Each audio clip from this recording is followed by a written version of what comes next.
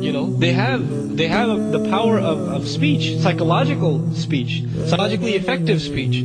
So you have to learn to deal with that. The other thing, another piece of advice, just in terms of harmony between husband and wife, is that, you know, argumentation. Men seem to think everything can be solved by reasoning and logical evidences, right?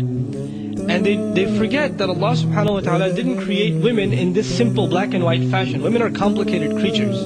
When you get married, many of you will testify your wife is crying one day, and you ask her, why are you crying? She'll say, I don't know. I'll talk to you later about it. And you say, no, really, is this something I did? No, leave me alone. I don't know. And they really don't know sometimes. And if they do, it's too complicated for you to understand, so they'll say you're not going to get it. Right?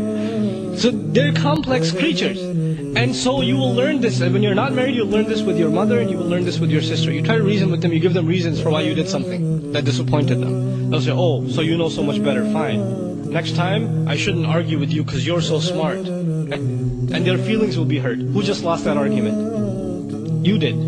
Because you tried to reason.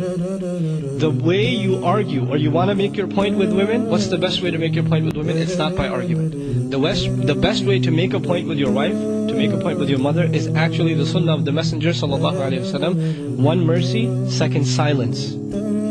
Silence. You know how effective silence is for good believing wives? If the husband is silent, then she will say, what's the matter? Is there something I did?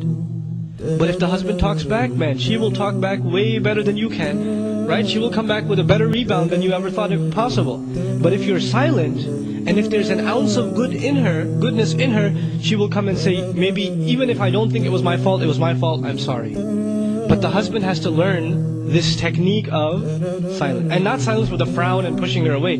Just a little extra sad puppy face here and there. You know, try it with your mom, see if it works. And it will work with your wives also, inshallah ta'ala. Right? But this is important. These are the etiquette of marriage. The Messenger ﷺ, he could yell at his spouses. He could say harsh things to them. He doesn't. Because you know the relationship is so fragile, this relationship. And shaitan wants every opportunity to destroy it. And as soon as he destroys it, what's going to happen? Corruption in the Muslim community is going to happen. That's what's going to happen. Men are going to be not guarding their eyes anymore, and other things are going to happen. Scandals are going to spread. This is how they spread, from bad marriages. All the great tragedies that happen in the Muslim community that people don't even want to talk about because they sound so disgusting, where did they start? They start from a husband not taking care of the wife, and a wife not taking care of the husband. So this is at the heart of being a believer and sustaining our iman. Taking care of the wife and taking care of the husband. May Allah subhanahu wa ta'ala make us the best husbands and grant us the best wives.